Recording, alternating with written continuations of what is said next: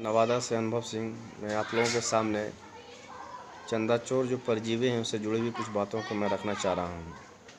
अगर मैं 94,000 अगर वैकेंसी की बात करता हूँ, इसमें ढेर सारे चंदा चोर परजीवी जुड़े हुए हैं जो किसी भी हालात में इस बहाली को होना नहीं देना चाहते हैं।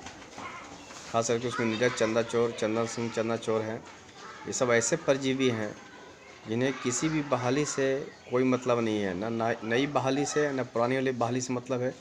उन्हें सिर्फ़ और सिर्फ बहाली को फंसाना है, उस पर केस करना है, केस के नाम पर चंदा उगाही करना है और अपना घर को परिवार को चलाना है।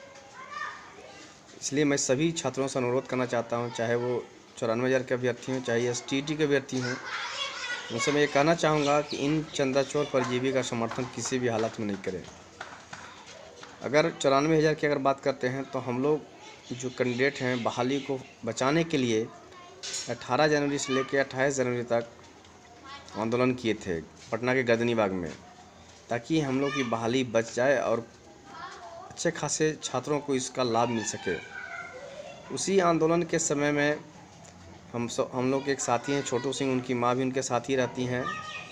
उन्होंने चंदन सिंह को कॉल किया था कि आप लोग प्रायोरिटी लेकर डबल बेंच में नहीं जाए। चंदन सिंह मानने से इनकार कर दिया।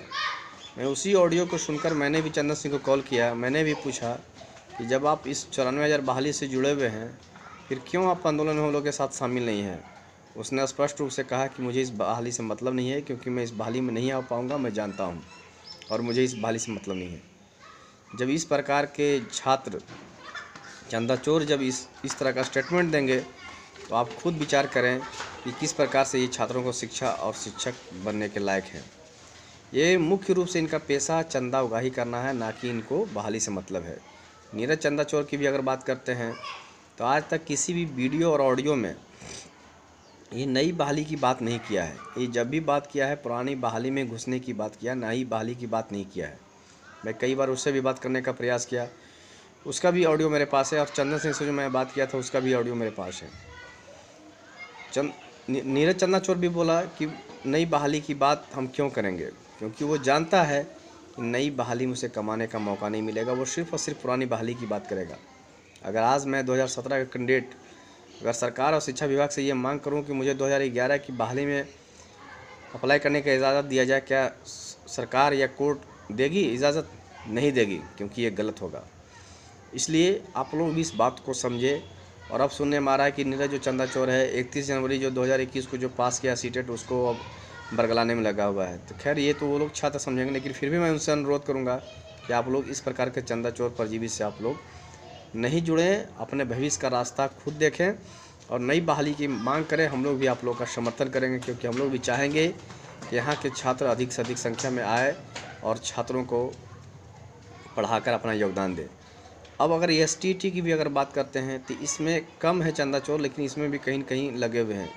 एक जो चंदा चोर जो मुख्य रूप से केस किया है, वो सुनने में आता है कि वो यूपी में नौकरी करता है, फिर भी यहाँ पर चंदा उगाही कर रहा है डबल बेंच में जाने के नाम पर। अब वो तो जॉब कर रहा है, लेकिन दूसरे की ज़िंदगी को बर्बाद करने के लिए वो प्रयास कर रहा है। सरकार ने, शिक्षा विभाग ने जब ये स्पष्ट रूप से कह चुका है कि मैं नॉर्मलाइजेशन की प्रक्रिया को अपनाऊंगा, तो पहले आप उस प्रक्रिया को देख लें। अगर आप संतुष्ट नहीं होते हैं तो आपका विकल्प खुला हुआ है, आप अपने रास्ता को अपनाने के लिए तैयार रहें। लेकिन जब तक उस प्रक्रिया को नहीं देखते हैं, आप बिना मतलब के हाईकोर्ट में डबल बेंच में जाने से कोई फ़ायदा नहीं है। आप छात्रों की ज़िंदगी को बर्बाद करने का प्रयास कर रहे हैं। अगर जहाँ तक मैं समझता हूँ कि उनके साथ गलत हुआ है मैथ वालों के साथ, लेकिन उसके बावजूद भी मैं ये कहना चाहता हूँ कि अगर जहाँ तक गलत की बात है तो 9 तारीख के जो 9 सितंबर के इंग्लिश का जो पेपर हुआ उसके साथ भी गलत हुआ, क्योंकि 9 और 10 तारीख के पेपर में 15 से 20 नंबर का अंतर है, डिफरेंस है। उसी तरह से जो SST के कैंडिडेट हैं उनको भी कुछ पेपरों में, कुछ दिनों के पेपरों में जो था ये BPSC लेवल का स्तर का सवाल पूछा गया था, लेकिन आज तक ना SST वालों ने केस किया ना इंग्लिश वालों ने केस किया। क्या उनके साथ गलत नहीं हुआ? लेकिन वो लोग अब चाह रहे हैं कि कहीं से ये रिज़ल्ट सिर्फ आ जाए। मैं भी एज ए STT कैंडिडेट मैं खुद चाहता हूँ कि रिज़ल्ट आए। मैं ये भी कंफर्म नहीं हूँ कि मेरा रिज़ल्ट होगा कि नहीं होगा, लेकिन मैं इतना ज़रूर चाहता हूँ कि हाईकोर्ट रिज़ल्ट पब्लिश करवाए, सरकार रिज़ल्ट दे, ताकि छात्रों का जो इस परेशानी से गुजर रहे हैं उनको राहत मिले, उनकी ज़िंदगी बच सके, वो आगे की जीवन में आगे बढ़ सकें।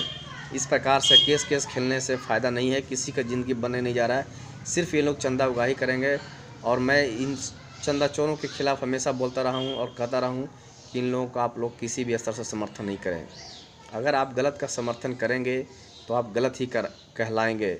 इसलिए इन पर चंदा चोर परजीवी से अपने आप को बचाए और इनको जहाँ तक हो समर्थन नहीं करें। और हम अगर कुछ छात्रों की अगर बात होती है, जैसे 94,000 कैंडिडेट की बात करते हैं, तो हम लोग बहाली बचाने वाले में से हैं।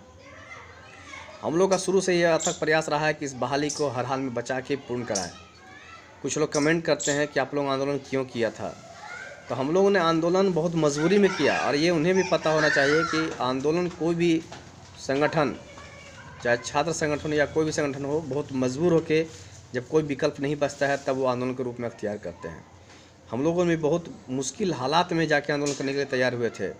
इसलिए इस बात को समझा जाए।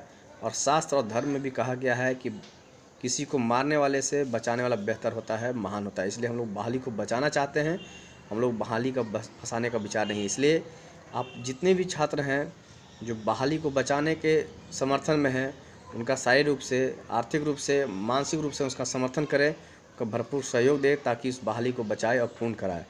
इसलिए और मैं सरकार से भी एक बात अपील करना चाहूँगा कि आप इन चंदा चोरों के खिलाफ़ भी एक्शन लेने के लिए तैयार रहें। जिस प्रकार यूपी के सरकार ने वहाँ के कुछ चंदा चोरों के खिलाफ़ एक्शन लेके जुर्माना लगाया था, आप भी यहाँ के चंदा चोरों के खिलाफ़ एक्शन लेके उन पर जुर्माना लगाएं ताकि ये आने वाले समय में किसी का ज़िंदगी बर्बाद नहीं कर सके।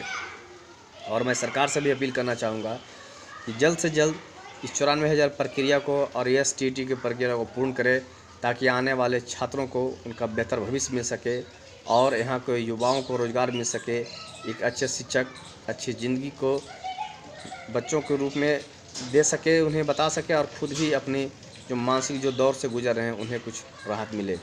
दोबारा से मैं कहना चाहूँगा कि चंदा चोर परजीवी का समर्थन किसी भी हाल में ना करें। धन्यवाद।